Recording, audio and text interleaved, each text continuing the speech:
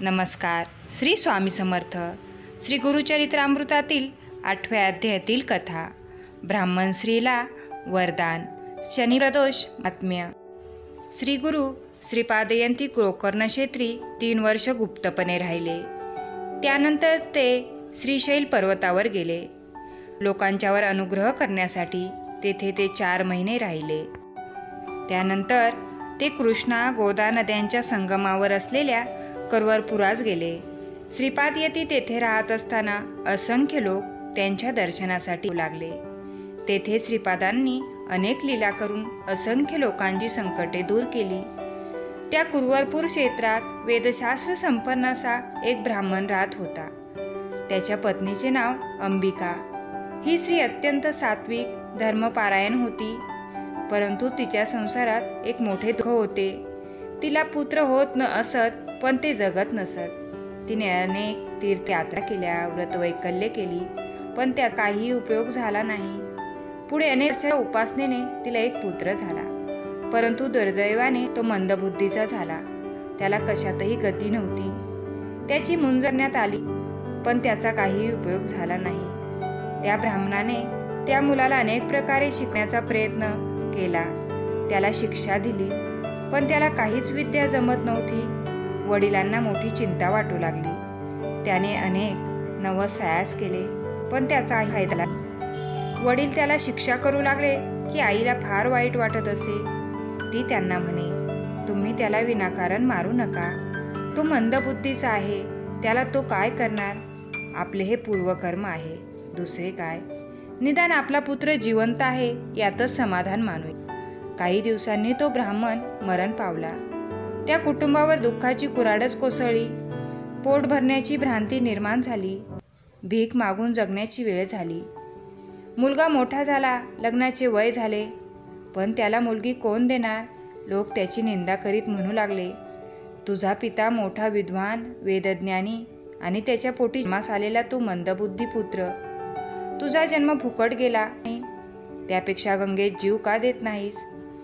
ही जननिंदा ऐकून त्या पुत्रांना अत्यंत दुःख होत असे.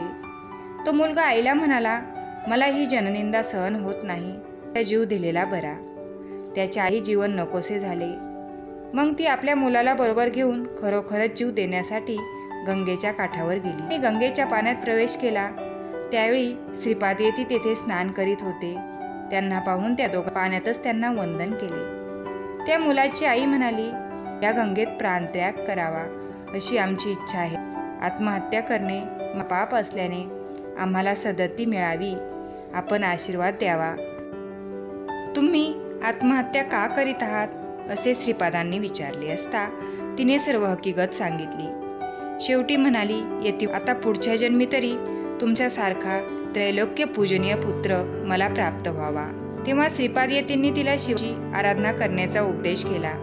ते म्हणाले, पूर्वी एकदा गवळणीने शिवव्रताचे आचरण केले, त्यांच्या कुळात श्रीकृष्णांचा अवतार झाला असे सांगून त्यांनी तिला शनी प्रदोषाचे व्रत सांगितले.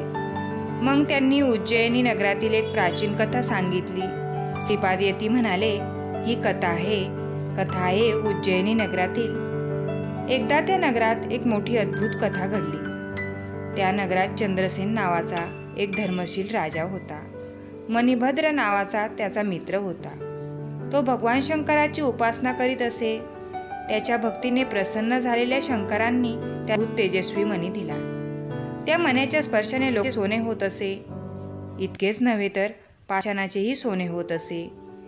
तो मणी म्हणजे चिंतामणीच होता. जे चिंतावे ते त्या मण्याच्या प्रभावाने प्राप्त होत असे. असा तो मणी मणिभद्र गळ्यात धारण करीत असे. इंद्रसेन आणि मणिभद्र मित्र असल्यामुळे इंद्रसेनही तो मणी गळ्यात धारण करीत असे. तो अद्भुत मणी आपल्याला मिळावा असे अनेकांना वाटत असे. अनेक राजांनी तो मणी विकत मागितला, पण इंद्रसेनाने त्यांना साफ नकार दिला. त्याने तो मणी अगदी गुप्त ठिकाणी सुरक्षित ठेवला होता. इंद्रसेन तो मणी बऱ्या बोलाने देत नाही हे पाहून इतर राजलोकांनी युद्ध करून तो मणी हिरावून घेण्याची धमकी दिली, पण इंद्रसेनाने त्या धमकीला जुमानले नाही. मग इतर राजांनी सैन्यासह उज्जैनीवर स्वारी केली व नगराला वेढा घातला. त्या दिवशी शनिवार त्रयोदशी होती. संध्याकाळी तो निश्चिंत मनाने भगवान शंकराची पूजा करण्यास बसला. मोठ्या थाटात त्यांची पूजा चालू होती. राजा इंद्रसेन महाबळेश्वर शिवलिंगाची अगदी शांत चित्ताने पूजा करीता. त्याचवेळी काही गवळणी आपल्या मुलांना घेऊन मंदिरात चाललेली ती पूजा पाहून आपणही अशीच पूजा करू या असे म्हणून गवळ्याच्या मुलांनी बाहेर मोकळ्या जागेत दगड मांडून शिवलिंग, मंदिर, खांब, पाने, फुले, बिल्वपत्रे इत्यादी सगळे काही दगडांचेच कल्पून लुटूपुटूची शिवपूजा सुरू केली. काही वेळाने गवळणी गेल्या. थोड्या वेळाने त्या परत आल्या व आपल्या मुलांना भोजनासाठी म्हणून घरी घेऊन गेल्या. परंतु एक मुलगा मात्र पूजा टाकून गेला नाही. तो पूजा करण्यात रमून गेला होता.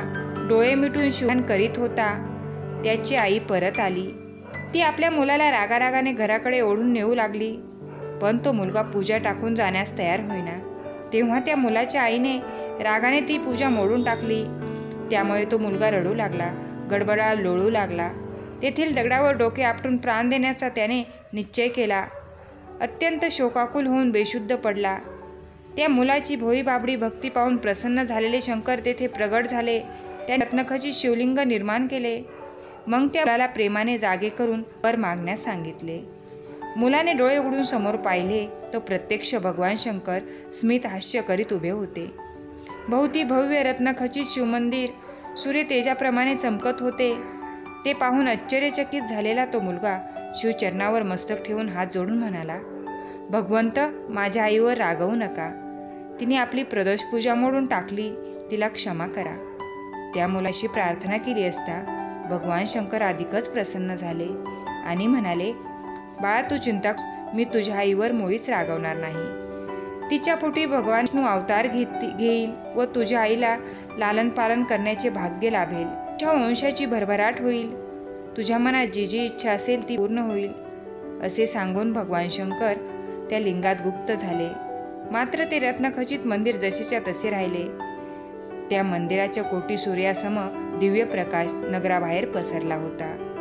ज्या राजांनी नगराला वेढा घातला होता ते दिव्य प्रकाश पाहून चकित झाले. त्यांच्या मनातील राग, द्वेष भावना नाहीशा झाल्या. ते शिवदर्शनासाठी नगरात आले. इंद्रसेन राजा मोठा पुण्यवंत आहे. त्याला विरोध करणे योग्य नाही असा विचार करून ते इंद्रसेनाला भेटावयास गेले. इंद्रसेनाने त्या सर्वांचे मोठ्या प्रेमाने स्वागत केले. मग राजा इंद्रसेनाने सर्वांना बरोबर घेऊन मोठ्या प्रेमाने स्वागत केले. त्यानंतर राजा इंद्रसेन सर्वांना बरोबर घेऊन रत्नखचित शिवमंदिर पाहण्यासाठी गेला. त्याच वेळी त्या गवळ्याचे घरही रत्नखचित झाले होते. ते पाहून सर्वांना आश्चर्य झाले. राजाने त्या गवळ्याच्या मुलाची चौकशी केली असता त्याने सगळी हकीकत सांगितली. ती ऐकून आनंदित झालेल्या सर्वांनी त्या मुलाला अनेक भेटवस्तू दिल्या. मग सर्व राजे स्वस्थळी निघून गेले. प्रदोषकाळी केलेल्या शिवपूजनाचे हे फळ आहे हे राजाला समजले. त्याला अतिशय आनंद झाला. तो मुलगा आपल्या घरी गेला. तो आईला म्हणाला, आई, तुझ्या पोटी नारायणांचा अवतार होणार आहे असे भगवान शंकरांनी वरदान दिले आहे. प्रदोषकाळी तू शिवपूजा पाहिलीस, त्यामुळे शंकरांनी तुला क्षमा करून हा वर दिला आहे. ही कथा सांगून श्रीपाद त्या ब्राह्मण स्त्रीला म्हणाले, तू सुद्धा प्रदोषपूजा कर, पुत्र होईल. तू कसलीही चिंता करू नकोस, मनात शंकाही बाळगू नकोस. असे बोलून श्रीपादांनी त्या स्त्रीला अनेक आशीर्वाद दिले. मग त्यांनी त्या स्त्रीच्या मतिमंद मुलाला जवळ बोलावून त्याच्या मस्तकावर वरदहस्त ठेवला. त्या क्षणी त्याच्या ठिकाणी सर्व ज्ञान प्रकट झाले. तो मूल अत्यंत तेजस्वी दिसू लागला. त्या स्त्रीला अतिशय आनंद झाला. आज मला प्रत्यक्ष परमेश्वरच भेटला.